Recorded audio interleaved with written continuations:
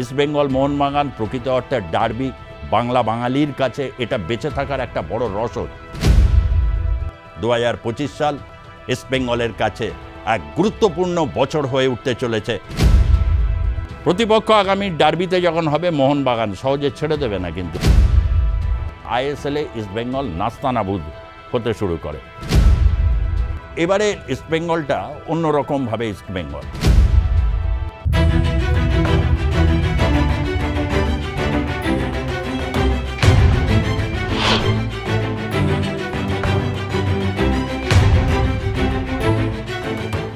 খুব একটা রেগুলার না হলেও অতীতে আমি বহু সময় ইস্টবেঙ্গল, মোহনবাগান বা বিশেষভাবে বাংলার ফুটবল নিয়ে ভিডিও করেছি।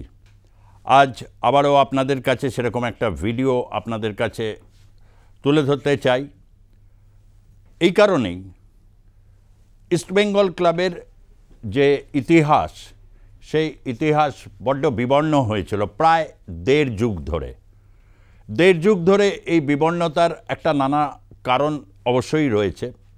প্রথম কথা হচ্ছে ফুটবল অনেক আধুনিক হয়েছে।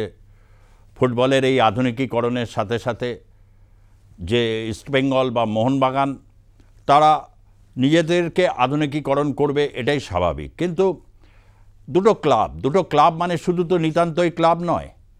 ইস্টবেঙ্গল ক্লাব একটা আবেগের নাম। ইস্টবেঙ্গল ক্লাবের একটা ইতিহাস আছে, যে ইতিহাসের সাথে অবশ্যই পদ্মাপাড়ের একটা ইতিহাস জড়িয়ে রয়েছে।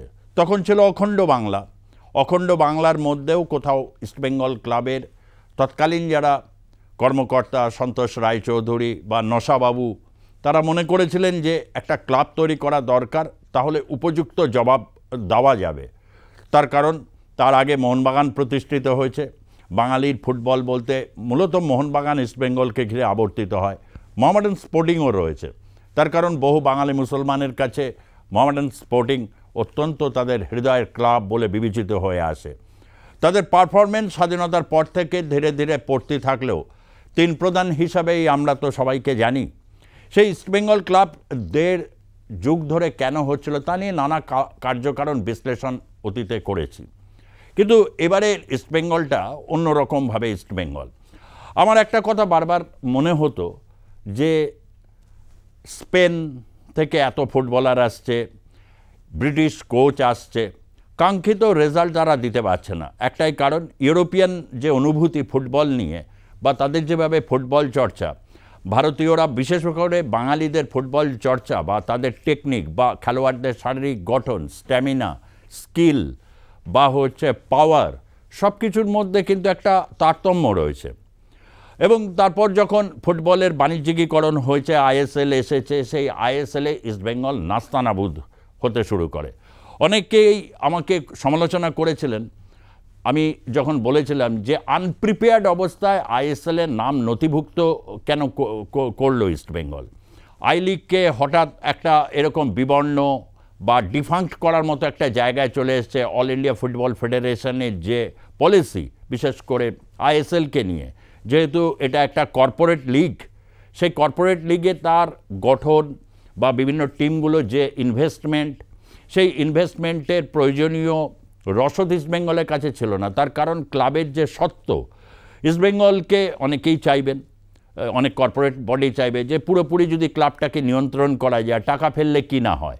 কিন্তু ইস্টবেঙ্গল কর্মকর্তাদের মধ্যে সেটা নিয়ে কিন্তু একটা ঐক্যবদ্ধতা ছিল যে ক্লাবের পুরোপুরি সত্ত্ব তারা দিতে চায়নি, যে কারণে সব সময় কনফ্লিক্ট অফ ইন্টারেস্ট হয়েছে। বিশেষ করে কর্পোরেট কর্তা, তারা আবার ফুটবল তেমনভাবে বোঝেন না, বিশেষ করে হচ্ছে বাংলা বাঙালির আবেগ বা ইস্টবেঙ্গল নিয়ে যে আবেগ, তারা সেভাবে বুঝতে পারেনি, যে কারণে কোয়েস থেকে শুরু করে পরবর্তী ক্ষেত্রে আরও অনেক ইনভেস্টর এসেছেন গেছেন, ফলে ইস্টবেঙ্গল দানা বাঁধছিল না। কিন্তু জাতীয় লিগ যখন ছিল তখন কিন্তু ইস্টবেঙ্গল দারুণ পারফরমেন্স করেছিল। ফলে হোক না সেটা প্রতিদ্বন্দ্বিতাহীন মোহনবাগান নেই বা ভারতবর্ষের অন্যান্য নতুন অনেক গজিয়ে ওঠা ক্লাব, তারা যেখানে আইএসএল খেলছে, কিন্তু তাদের তো অনেক কর্পোরেট ফান্ডিং ছিল। সেক্ষেত্রে সেখানে তারা ক্লাবের সমর্থকদেরও একটা আবেগ ছিল, মোহনবাগান খেলছে, আমরা কেন খেলবো না, একটা স্বাভাবিক একটা ওরকম পরিস্থিতি তৈরি হয় অনেক সময়। কিন্তু তাতে আই লিগের কিন্তু একটা সাফল্যের খাতা খোলা যেত।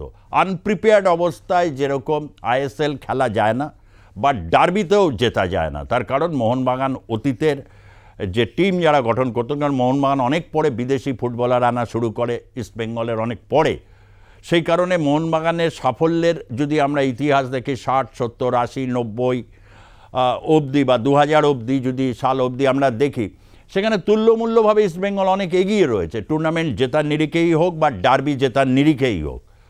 কিন্তু তারপরে এই যে দেড় যুগের একটা অধঃপতন, সেটা নানাবিধ কারণের মধ্যে এটা তো একটা কারণ আমি ইতিমধ্যে আলোচনা করলাম। তার সাথে আরও যখন আইএসএল এলো, আইএসএলে দেখা গেল হচ্ছে বেশিরভাগ হচ্ছে এরকম ইউরোপিয়ান ফুটবলার নিয়ে আসা হচ্ছে, যারা হচ্ছে সেখানকার বি ডিভিশন বা সি ডিভিশনের খেলোয়াড় এজেন্টের মাধ্যমে নিয়ে আসা হচ্ছে। তাদের দিয়ে কিন্তু কাঙ্ক্ষিত রেজাল্ট পাওয়া গেল না, পাওয়ার কথাও ছিল না, সে যত ভালোই কোচ হোক না কেন। তার কারণ নানা রকম ইন্টারেস্ট ক্ল্যাশ থাকেই। বিভিন্ন ক্লাব যখন তার যে একটা পরম্পরাকে ছেড়ে সে যখন একটা অন্য বৃত্তে ঢোকে, সেখানে কর্পোরেট কালচার, ক্লাবের যে সংস্কার বা কালচার, তার সাথে একটা ইন্টারেস্ট অফ কনফ্লিক্ট হবেই। তাহলে যদি এটাই হয়, তা ইস্টবেঙ্গল এবারে কেন সাফল্য পাচ্ছে?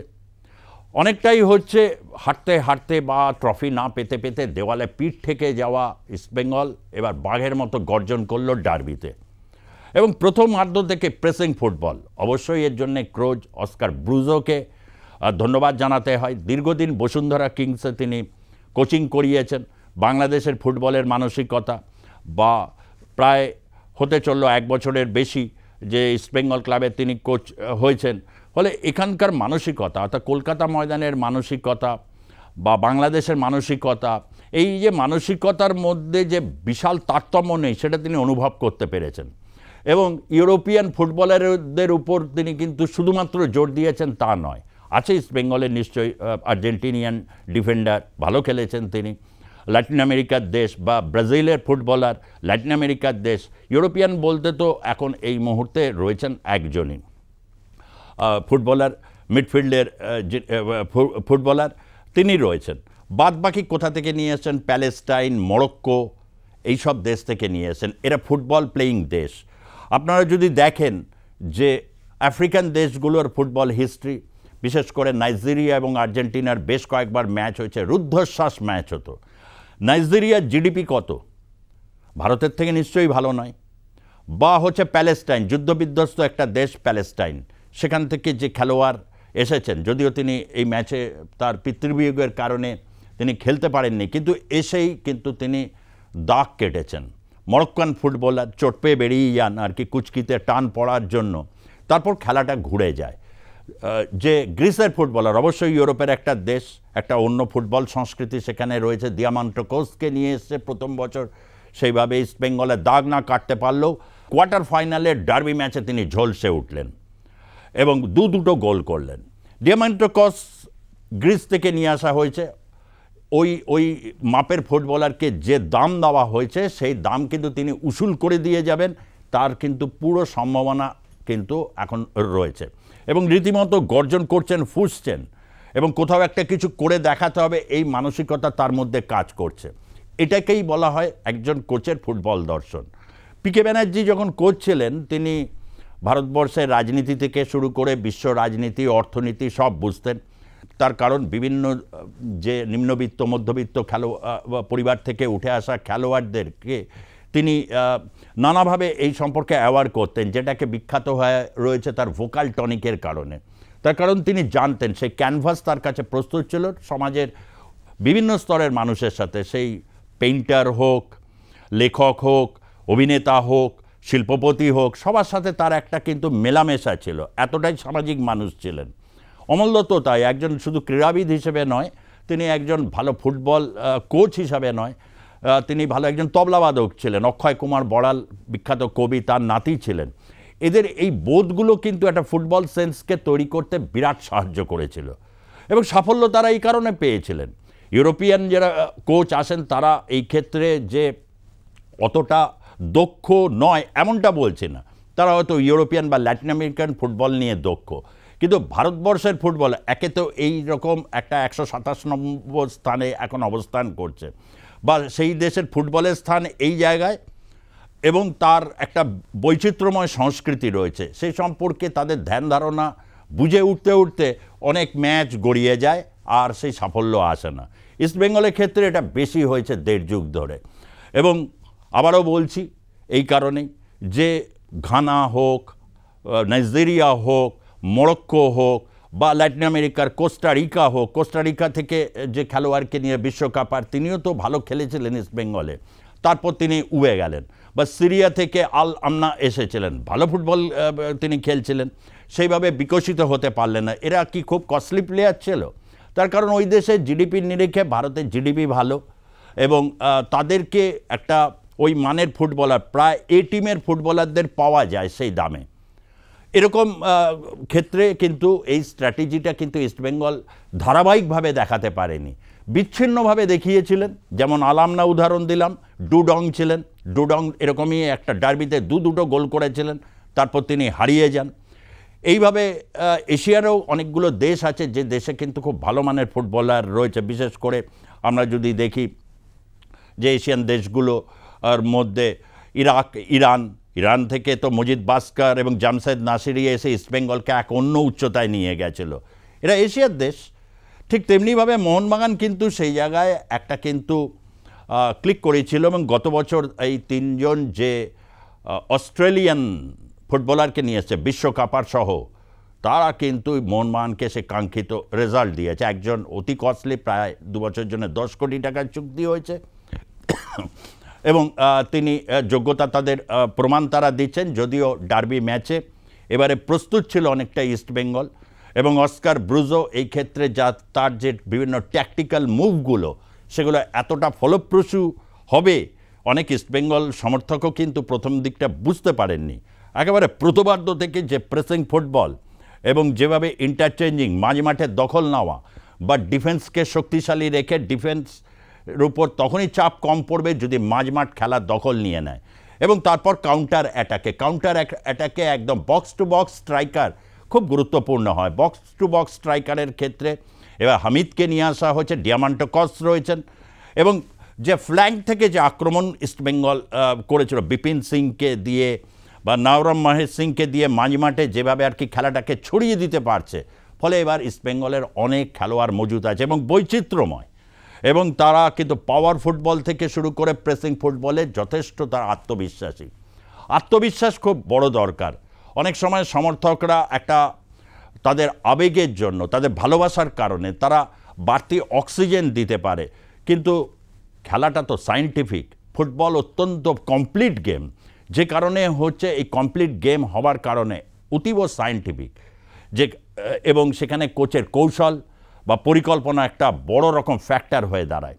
এই ফ্যাক্টরগুলোকে ইস্টবেঙ্গল আগামী দিনে একটা সাফল্য হিসাবে পাথেয় করবেন। যারা ইস্টবেঙ্গল সাপোর্টার দীর্ঘদিন ধরে হতাশায় ভুগছিলেন, তাদের কাছে মৃত সঞ্জীবনী সুধার মতো এই ম্যাচ একটা তাদের কাছে ডার্বি গুরুত্বপূর্ণভাবে তাদের কাছে অক্সিজেন জুগিয়ে দিয়েছে।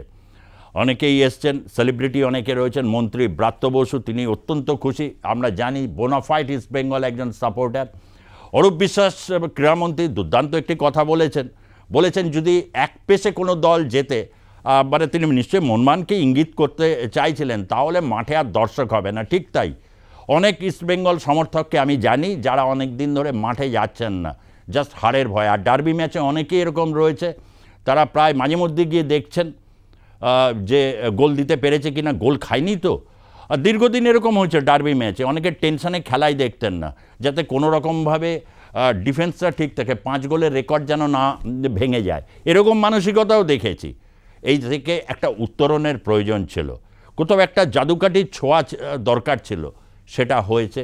এটা বাংলার ফুটবলের জন্য খুবই ভালো, তার কারণ হচ্ছে তুল্যমূল্য বিচার। ইস্টবেঙ্গল মোহনবাগান প্রকৃত অর্থে ডার্বি, বাংলা বাঙালির কাছে এটা বেঁচে থাকার একটা বড় রসদ। সারা বছর এই রসদটাকে নিয়ে, তারপর দুর্গাপুজোর আমেজকে নিয়ে বাঙালি এগিয়ে যায়। তার সংস্কৃতি, বোধ, চিন্তা, চেতনার মধ্যে ইস্টবেঙ্গল ক্লাব রয়েছে, এটা তো অস্বীকার করার জায়গা নেই। সেই ইস্টবেঙ্গলের 1.5 যুগের খরাটা মনে হয় এবার কাটছে। কিন্তু কন্টিনিউটি, একটা ইংরেজিতে শব্দ আছে আনব্রোকেন কন্টিনিউটি, যার বাংলা হচ্ছে নিরবিচ্ছিন্ন ধারাবাহিকতা। নিরবিচ্ছিন্ন ধারাবাহিকতা রাখতে গেলে এই যে কর্পোরেট বডি ইমামি রয়েছেন, সেই ইমামি ইস্টবেঙ্গল তাদের এবং যারা কর্তা রয়েছেন, শীর্ষ কর্তা থেকে শুরু করে অন্যান্য কর্মকর্তা যারা রয়েছেন, একটা সুদৃঢ় মেলবন্ধন দরকার, যাতে কারোরই ইন্টারেস্ট ক্ল্যাশ যাতে না হয়। যদি সেটা বজায় থাকে তাহলে ইস্টবেঙ্গলকে এই যে টিমটা তৈরি হয়েছে, তারুণ্যে সংমিশ্রণে অভিজ্ঞ খেলোয়াড় রয়েছেন এবং বিভিন্ন দেশের বৈচিত্র্যময় ফুটবলার রয়েছে, সবাইকে যাদের নেওয়া হয়েছে সবাই ফুটবল প্লেয়িং কান্ট্রি হিসাবে অত্যন্ত গুরুত্বপূর্ণ। বিভিন্ন দেশের বিভিন্ন সার্কিটে তারা খেলে এসেছেন। অর্থাৎ একটা কোথাও ইস্টবেঙ্গলের কাছে একটা বিরাট অক্সিজেন এসছে, কিন্তু ধৈর্য ধরে রাখতে হবে এবং যেটা বললাম যে নিরবিচ্ছিন্ন ধারাবাহিকতা বজায় রাখতে গেলে ধৈর্য, অনুশীলন এবং জেতার মানসিকতা, এটাই বদলে দেয় টিমের চরিত্রকে। ইস্টবেঙ্গল সমর্থকরা দীর্ঘদিন হতাশ ছিলেন, তাদের হতাশা অনেকটাই কেটেছে।